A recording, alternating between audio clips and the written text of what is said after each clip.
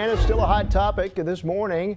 Donald Trump, that rally had to be canceled in Chicago due to violence between protesters and Trump supporters. And a scary moment when one young man tried to grab the mic on the stage. Another at a different rally also tried to get to the stage. A lot of questions, though, surrounding this weekend's incident ahead of the big primaries tomorrow. Joining us live with some of their take, host of the Leland Live show, Leland Whaley, and Democratic strategist Richard Dickerson. Good to see you gentlemen this morning. It's good to be here. Good morning. Okay, so despite critics who say that Trump's rhetoric is inciting some of this violence, he says he's just a messenger, so it's not his fault that these disruptions are there, and he says they're planned. So how much responsibility should Trump be taking on some of this? I don't think he bears any more responsibility than any other politician that's ever been protested. These are left-wing anarchist thugs who have been doing this stuff before he ever got in the race. They've been shutting down intersections and running around the country causing chaos. These are mob tactics, and if they're going to bring that to a Trump rally, they're going to be confronted about it. Richard, you're shaking your head. I respectfully and strongly disagree. If you use incendiary language, if you threaten violence, if you suggest that you're going to willingly pay the court costs of somebody who engages in violence, you're clearly helping to stoke the flames.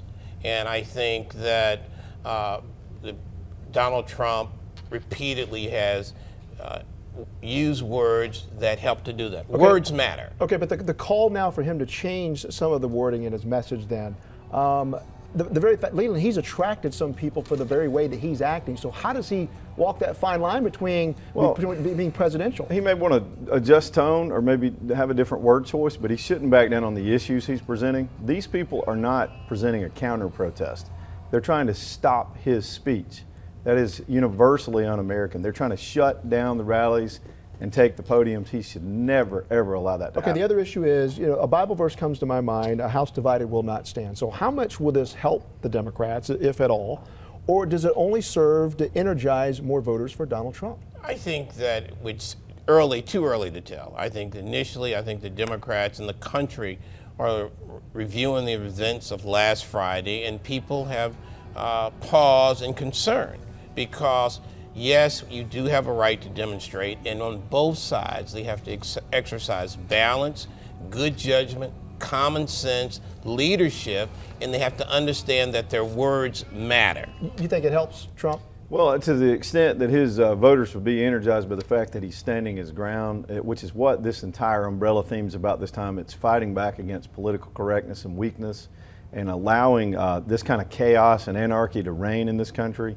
Is going to push this country to the limits. It needs to be stopped. Okay, but there's no denying right now it's a fractured Republican Party right now. Even Marco Absolutely. Rubio, I saw him in an interview this weekend on Sunday. Somebody asked him, can you still support the nominee if it's Donald Trump? And he still kind of wavers on that. In fact, he's telling people to vote for John Kasich in Ohio. Yeah. So can Donald Trump, this is the big question, can he unify the party? Well, he attempted to do it on with the debate the other night because he changed his tone and everything seemed to be calm. Primaries are like this. It's a family feud, and it's going to stay like this until there's a nominee, but I promise you they'll come together. Well, this is more than a family feud because the language, again, words matter. The words have been so toxic. They've suggested on more than one occasion that Mr. Trump is not fit to be president. Not fit. So that's very strong language. So how do you embrace that going forward? Yes, and they're going to be the ongoing challenge. All right, let's talk numbers real quickly. Donald Trump, right now obviously he leads big. We got a couple of big winner-take-all states right here. Where does this campaign go right now? Does he have reason to worry in terms of the delegate numbers? Well, clearly he's got to get to the majority, and the game plan is to slow him down. Kasich can't win this thing, but he can slow him down in Ohio. Rubio's lost his ability to do that in Florida.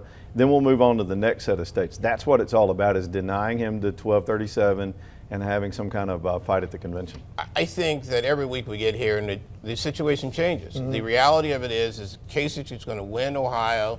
Kasich, I think, will win Illinois, and the Republicans will get to Cleveland, and it's a strong likelihood that none of their candidates will have the necessary 1,237 votes to win on the first ballot. All right, we got to run. Gentlemen, thank you so much for your time. I appreciate it.